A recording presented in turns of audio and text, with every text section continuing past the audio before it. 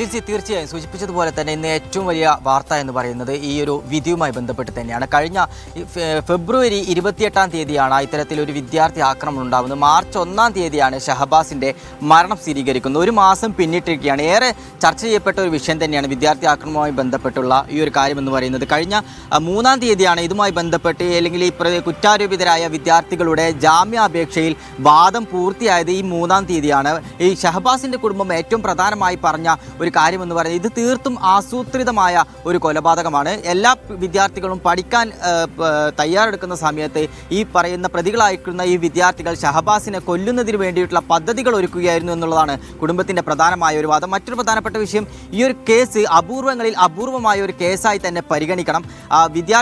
ഈ വിദ്യാർത്ഥികൾക്ക് ജാമ്യം നൽകുകയാണെങ്കിൽ കൂടുതൽ കുറ്റം ചെയ്യാനുള്ള ഒരു പ്രേരണ അല്ലെങ്കിൽ അത്തരത്തിലൊരു സന്ദേശം പൊതുസമൂഹത്തിൽ ഉണ്ടാകുമെന്നത് അടക്കമുള്ള വാദങ്ങളായിരുന്നു കുടുംബം ഉന്നയിച്ചിരുന്നത്. എന്നാൽ ഈ